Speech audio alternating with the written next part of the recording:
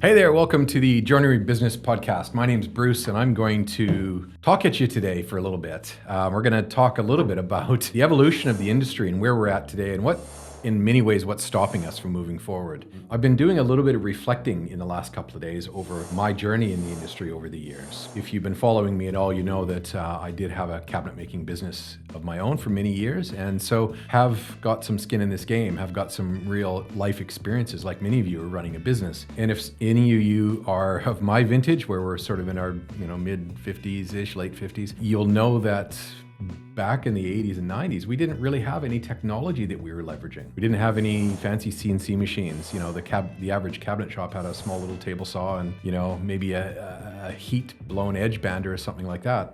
In fact, I dug out some of my old paperwork that we used to use. So I had a friend of mine that ran a printing business, and he printed off this grid paper so that we would actually hand draw all our kitchens on this grid paper.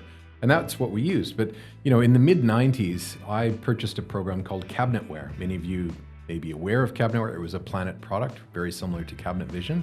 And very quickly, we transitioned into drawing everything in the software, letting the computer do everything for us. And therefore, I was left with virtually stacks and stacks of this paper that we never used because very, very quickly the computer took over. And all for the better, right? Because now instead of me having to draw things by hand, we're doing it very, very quickly and accurately in the computer and freeing my time up and being more accurate with what we're doing. So I've done a little bit of reflecting over the last few weeks and looking at that journey through time and comparing what things were like in let's say the 90s and the 2000s and what things are like now, like how businesses are working now. The Joinery Business Podcast is sponsored by MaxCut Software. MaxCut is a small software business focusing on the cabinetry industry. Their main purpose and goal is to empower cabinet makers to estimate, cut, and complete cutless jobs more efficiently and easily without breaking the bank. Visit the MaxCut Software website linked in our description to try the free community edition of MaxCut Software to see what MaxCut can do for you.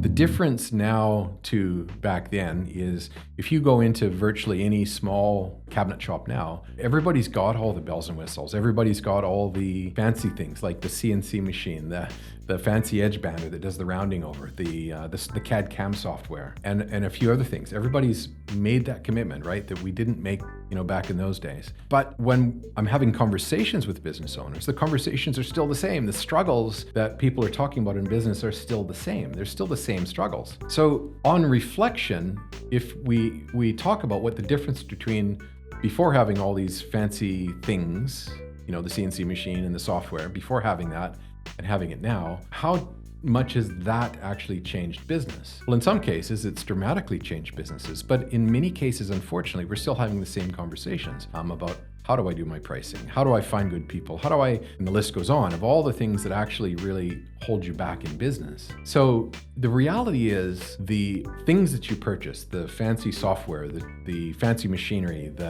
any of those sorts of things, we can't, in all honesty, say to ourselves, they solved the problems in business. Did they make things easier? Yes, but a CNC machine can cut the wrong parts very quickly as well. Or they could be cutting the wrong job. Or they cut half the job because we didn't order the material on time. So they do what they're told, essentially. So we have to figure out what the important thing is to create a successful business. And because most people that we talk to in this industry have already made the investment in the easy things. It's easy to go, I'll buy this thing and it will solve my problem. But no evidence shows that that's actually the case. What is showing as evidence to be the case is when you make an investment in yourself. An investment doesn't mean always financially. It means a commitment to do something differently. That's an investment in yourself. Or think about it as a commitment. Think about it as, instead of just saying that you would like to have a better business one day, we're having an event shortly, and we're putting out invitations for people to join the event. And I recently had a reply from someone that really was just making excuses why he couldn't go to the event. And I'm not saying this in a derogatory way to this person. It's just that he's not conscious that he's doing this. He's not conscious that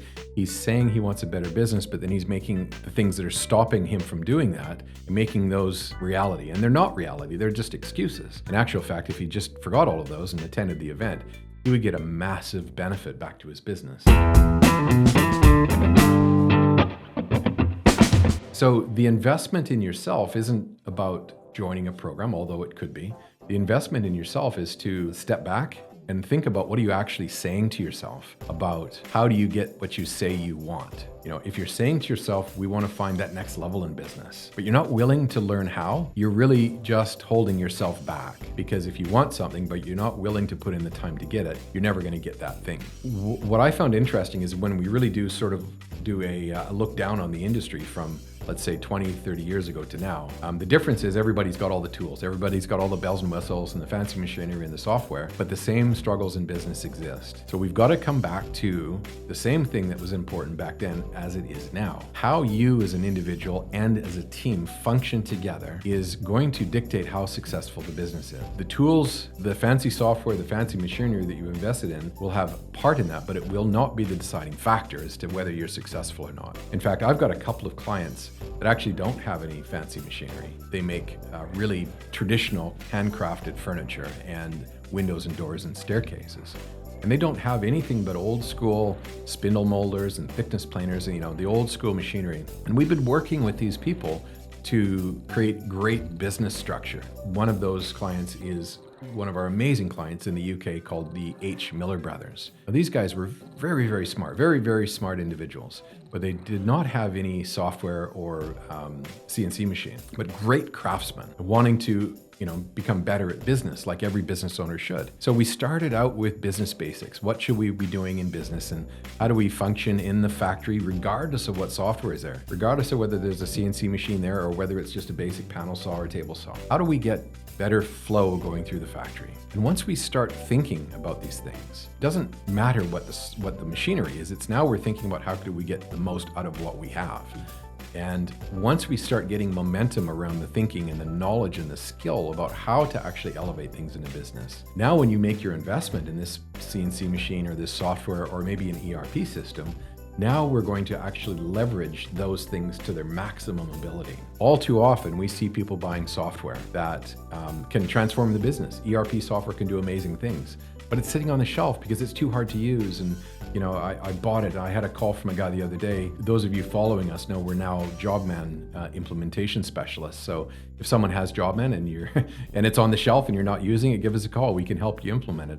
And I had a call like this the other day. It went something like this. Hey, Bruce, I bought Jobman 2 years ago with all good intentions. It was going to do all kinds of wonderful things, and I haven't had a chance really to get to it. So this big investment, these pieces of software that are ERP software, they're not small investments. And they do have the ability to transform the business into an amazing flowing unit. But without the thinking first, without the knowledge and the understanding of how to use them first, quite often this is what happens. They become what we call shelfware. The knowledge or the understanding of that this is actually a big solution to some of my problems isn't really driving the need to use the software. So software is not a solution, it's a tool.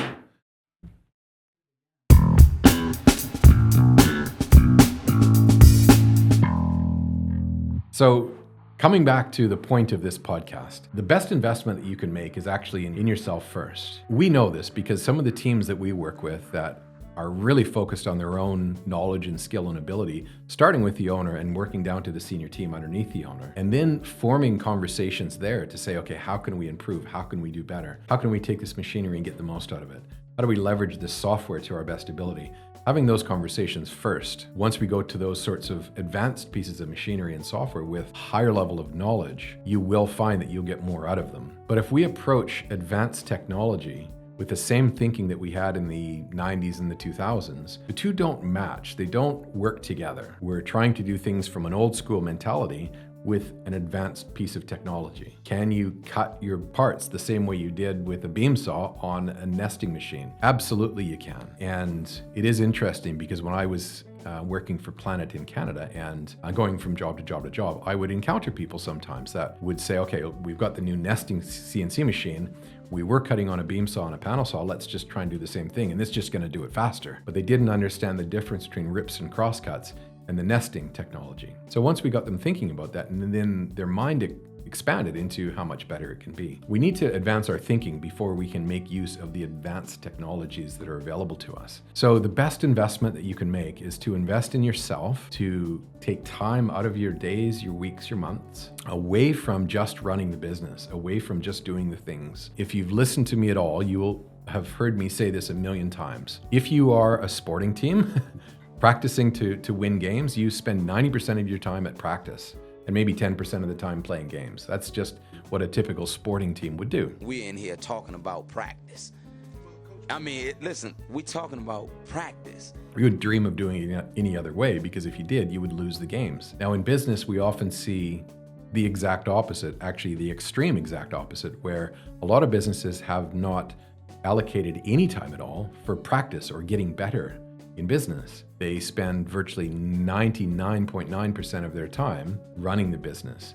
Sometimes it's 90% of the time at work and 10% of the time fixing defects, but no time at all set aside intentionally out of the schedule to make things better. So you have to ask yourself, if you're not doing this, how will you ever expect anything different in the business if we're never setting time aside to make things better? So invest the time that way. Invest the time out of your schedule, because that investment will pay you back. That investment will mean you're more efficient, you're solving problems.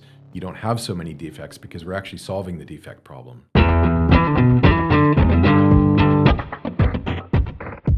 So give some thought to it. I know it's a little bit of an unusual podcast, but my intent here is to get people thinking about what their investment actually should be if you're talking about trying to find that next level in business.